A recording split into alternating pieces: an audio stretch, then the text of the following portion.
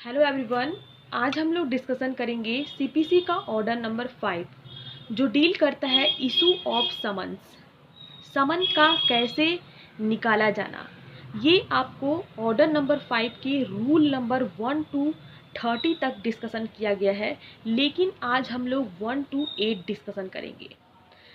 और आपको एक बात पता होना चाहिए कि सिविल प्रक्रिया संहिता के अंतर्गत सेक्शन 27 to 29 में इशू ऑफ समन्स के बारे में बताया गया है, और क्रिमिनल प्रोसीजर के अंतर्गत आपको जो है सेक्शन 61 से लेके 69 में इशू ऑफ समन्स के बारे में डिस्कशन किया गया है। लेकिन हम लोग जो है सिविल प्रक्रिया संहिता पढ़ रहे हैं, सीपीसी पढ़ रहे हैं, तो उसके अंतर्गत सेक्शन जो है 27 to 29 एंड क्रिमिनल प्रोसीजर के अंतर्गत सेक्शन 61 टू लेके 69 तक।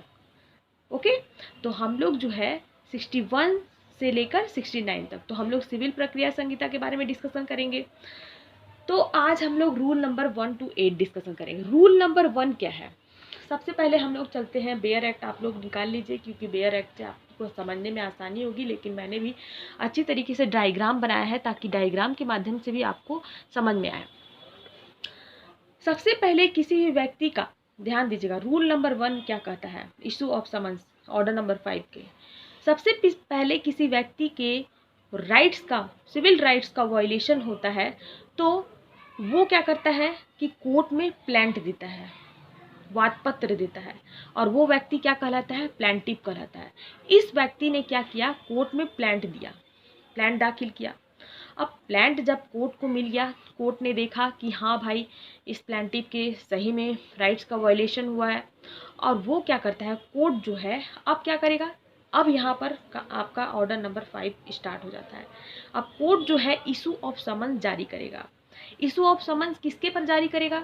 ऑफ कोर्स डिफेंडेंट पर जारी करेगा, क्योंकि सिविल प्रक्रिया संहिता के अंतर्गत जो वादी होता है वो प्लांटिव होता है, और प्रतिवादी जो होता है डिफेंडेंट होता है। तो यहाँ पर डिफेंडेंट को इशू ऑफ समन जारी कर दिया गया। अब डिफेंडेंट का राइट्स क्या बनता है कि राइट्स यही बनता है कि कोर्ट को रिटन स्टेटमेंट दे, तो file written statement of his defence within 30 days. अब यहाँ पर कोर्ट यही कहता है कि आप जो है डिफेंडेंट जो है रिटन स्टेटमेंट जो है अपने डिफेंस के लिए 30 डेज के अंदर देगा। लेकिन अब रूल नंबर 1 में प्रोवाइडेड डैट करके, बेयर एक्ट आपको ओपन कर लेंगे ताकि आपको समझ में आए, प्रोवाइडेड डैट करके दिया हुआ है, जिसमें बताया गया है कि अगर कोई भी व्यक्ति के पास, डिफेंडेंट के पास सफिशियंट रीजन होता है कि मैं जो हूँ क्या करता हूँ कि मैं जो हूँ 30 डेज के अंदर कोर्ट को रिटन स्टेटमेंट नहीं दे पा रहा हूँ, सफिशियंट रीजन देता है कोर्ट को, तो क्या करेगा? कोर्ट जो है 90 डेज का समय देगा, लेकिन 90 डेज से अधिक नहीं होना चाहिए। रिटन स्टेटमेंट देने के लिए डिपेंडेंट के पास समय जो है 90 डेज का अधिक नहीं होना चाहिए। ओके, एंड अगर प्लांट दिया वादी ने, प्लांटिफ ने प्लांट दिया, डिफेंडेंट ने डायरेक्ट स्वीकार कर लेता है कि हाँ ठीक है, मुझे रिटन स्टेटमेंट देने की कोई ज़रूरत नहीं है, मैं तुम्हारा जो है जो तुमने जो प्लांट दिया है उसको मैंने स्वीकार कर लिया, तो यहाँ पर समन निकालने की भी कोर्ट को ज़रूरत नहीं है। बेयर एक्ट के प्रोवाइडेड डैट के अंतर्गत दिया हुआ है। एक और चीज़ इसमें ध्यान दीजिएगा, प्लांट के उपस्थित किए जाने पर अगर कोई भी जो डिफेंडेंट है अपने आप अपीयर्ड हो जाता है, तो यहाँ पर जो प्लांटिफ है, प्लांटिफ का दावा जो है स्वीकार कर लेता है डिफेंडेंट, तो यहाँ पर कोर्ट को समन निकालने की भी ज़रूरत नहीं है। ओके, यहाँ तक आपको समझ में आ गया रूल नंबर 1। अब यहाँ पर आगे चलते हैं। रूल नंबर 1 के अंतर्गत ही यहाँ पर बताया गया है कि समन जो है, समन्स जो है किसको जारी किया जाएगा, मीन्स किसके नाम से निकाला जाएगा। तो यहाँ पर इन पर्सन मीन्स कि स्वयं, इन पर्सन, एंड सेकेंड हो जाता है by a pleader. By a pleader, by a pleader means कि जो भी जो क्वेश्चन पूछा जाएगा उसको सूट के अंतर्गत वो सही तरीके से आंसर देने के लिए समर्थ है, बाई अ प्लीडर, उसको जारी किया जाएगा समन। एंड थर्ड हो जाता है by a pleader accompanied by some person. यहाँ पर यही बात बोला गया है। तीसरा पॉइंट ये है कि ऐसे प्लीडर जो जिसके साथ ऐसा कोई व्यक्ति हो जो सभी प्रश्नों के उत्तर देने में समर्थ हो, तो ऐसे व्यक्ति को भी क्या किया जाएगा?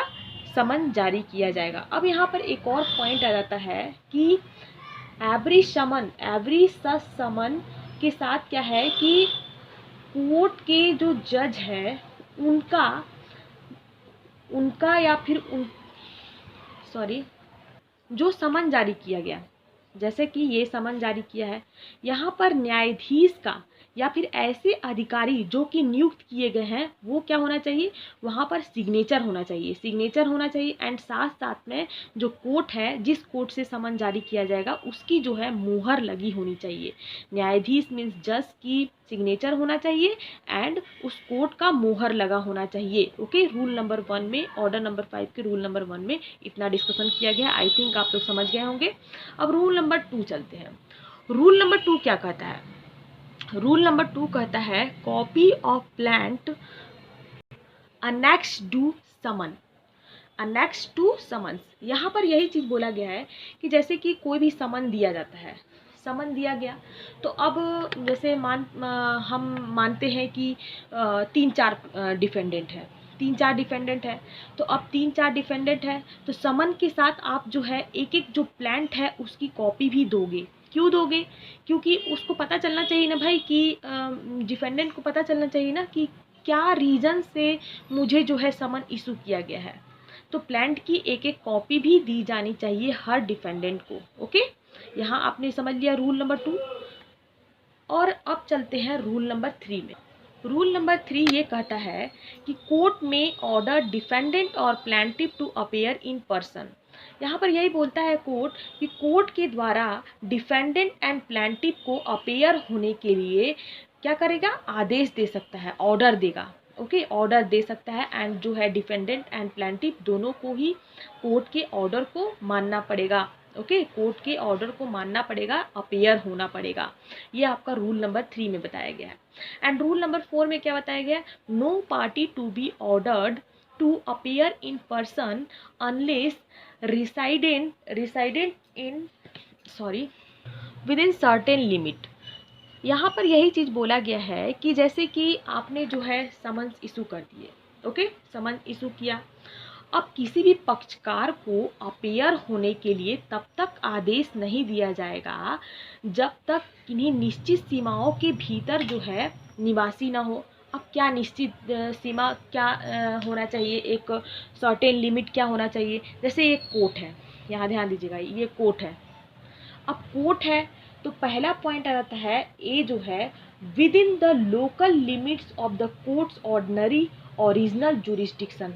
यहाँ पर यही चीज़ बोला है कि जैसे कि न्यायालय की जो मामूली आरंभिक अधिकारिता है उसकी स्थानीय सीमाओं के अंदर निवास करता हो। जैसे कि यहाँ तक कोर्ट का जुरिस्डिक्शन है तो इतने कोर्ट के जुरिस्डिक्शन के अंतर्गत वो निवास करता हो। ये आपका पहला हो जाता है, ए हो जाता है। एंड बी क्या कहता है कि without such limit but at place less than 50। यहाँ पर यही चीज़ बोला गया है कि ऐसी सीमाओं के बाहर, जैसे कि आपने जो है जुरिस्डिक्शन के बाहर चले गए, कोर्ट की जुरिस्डिक्शन के बाहर चले गए, लेकिन बाहर निवास करने के बावजूद भी 50 मील से कम होनी चाहिए। ऐसा नहीं कि 50 मील से अधिक है तो वहाँ आप जो है आप जहाँ कोर्ट हो वहाँ से 50 मील से लेकर 200 मील तक दूरी होनी चाहिए। यहाँ 20 जो पॉइंट है यहाँ पर यही बोलता है कि सीमाओं के बाहर किंतु ऐसे स्थान में निवास करता हो जहाँ पर कोर्ट जो है 50 मील से कम लेकिन 200 मील से कम दूरी पर स्थित हो। मीन्स 50 से लेके 200 मील दूरी तक स्थित होना चाहिए, ऐसा जुरिस्डिक्शन होना चाहिए।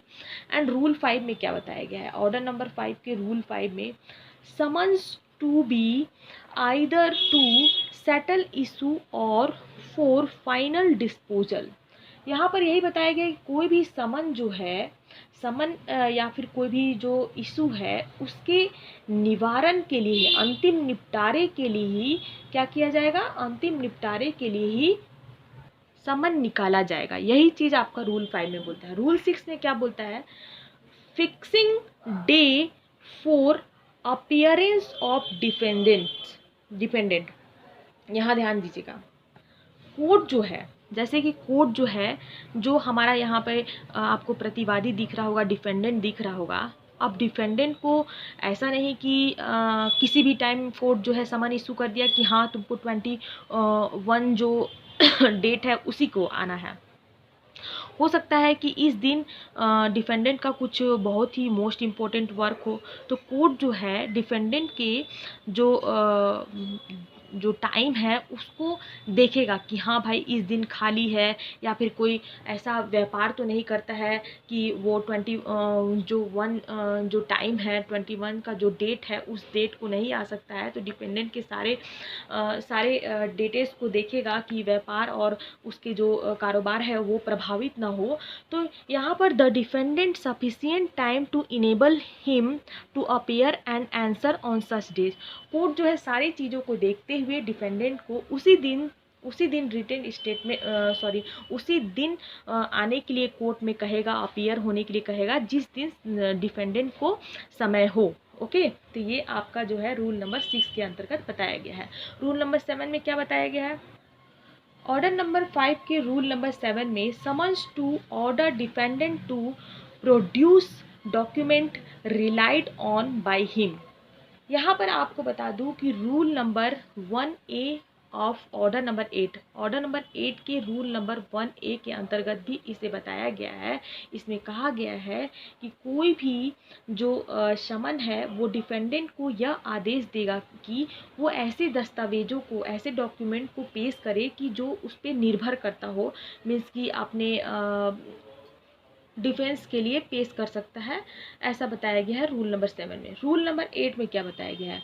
On issue of summons for final disposal defendant to be directed to produce his witness. यहाँ पर एक ध्यान देने की बात है, जैसे कि अंतिम निपटारे के लिए जो समन निकाला जाएगा डिफेंडेंट को, तो यहाँ पर ये निर्देश होगा कि वो अपने अपने साक्षियों को पेश करे, मीन्स विटनेस को पेश करे। अब डिफेंडेंट के पास हो सकता है कि दो विटनेस हो या 3 विटनेस हो अपने आप को सही साबित करने के लिए। तो डिफेंडेंट जो है अपने जो विटनेस है उसको क्या करेगा? निर्देश दे सकता है, पेश कर सकता है। पेश करने के लिए कोर्ट को निर्देश दे सकता है, पेश करने के लिए कि हाँ मेरे पास 3 विटनेस है अपने आप को सही साबित करने के लिए। तो उसके अपीयरेंस के लिए कोर्ट को कह सकता है कि हाँ भाई मेरे पास इतने विटनेस है, आप मुझे आज्ञा दे इन्हें पेश करने की। यही आपका रूल नंबर 8 में बताया गया है। तो आई थिंक आप जो है बेसिक जो है ऑर्डर नंबर 5 का समनों का कैसे निकाला जाता है उसको आपने समझ लिया होगा। आगे हम लोग सीपीसी के ही कोई और टॉपिक पर डिस्कशन करेंगे। Don't forget to subscribe my channel. Till then bye bye, thank you.